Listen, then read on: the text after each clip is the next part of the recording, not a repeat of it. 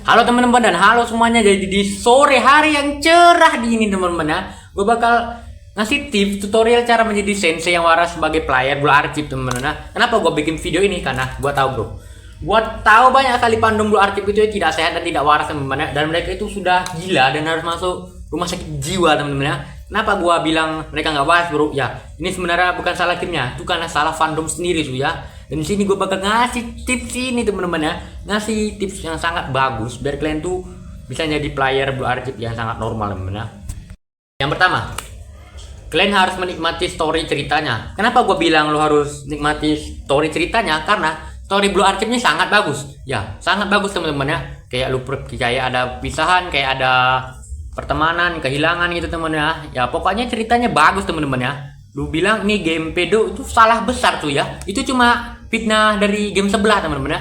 Tapi pada dasarnya ini tuh game tuh bagus teman-teman ya. Justru mereka yang game sebelah lah yang kena kasus pedo teman ya. Di sini setidaknya player blue arsip tuh mereka hanya sayang anak kecil, bukan mengewe anak kecil teman-teman ya. Nah, itu tips yang pertama. Tips yang kedua teman-teman ya, lu harus punya satu waifu. Kenapa gue bilang lu harus punya satu waifu? Ya kayak gue bro, waifu gue Azusa dan gue nggak punya waifu lain teman-teman ya. Ya harus punya satu waifu saja. Kalau lu punya waifu lain lebih dari dua gitu ya, misalnya lu udah ngeklaim Shiroko terus lu ingin Hoshino lagi, itu tuh gila dan itu karbit teman-teman ya, seperti batu karbit teman-teman ya. Tips yang ketiga, oke. Di tips yang ketiga ini ya, lu harus ngegacha sampai biru teman-teman ya. Kenapa gua ngegacha sampai biru? Ya kali bro, masa yang kemarin tuh lobbynya Arona ini diganti pelana lu dapatnya biru lagi gitu ya. Banyak lu dapatnya kotori kan? Ya sama lah bro, gua juga teman-teman ya. Keempat, oke. Di cara yang keempat ini teman-teman ya, cara yang keempat ini tuh lo harus jangan menyimpan foto-foto cabul murid blue arsip lu di galeri tuh teman-teman ya. Gua nggak pernah nyimpan foto begituan ya.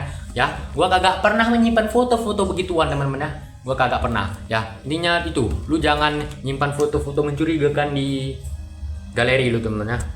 Tips yang kelima, oke. Di tips yang kelima ini teman-teman ya, di tips yang terakhir ini teman-teman ya, lu jangan nonton video hentai selama 1 tahun gitu teman ya, atau ya pokoknya berhenti PMO. Kenapa bro? Karena game blue arsip ini itu banyak sekali karakter yang berdasarnya moe ya teman-teman ya, atau bertema mungil teman-teman ya. Ya itu sangat-sangat tidak bantas teman-teman ya.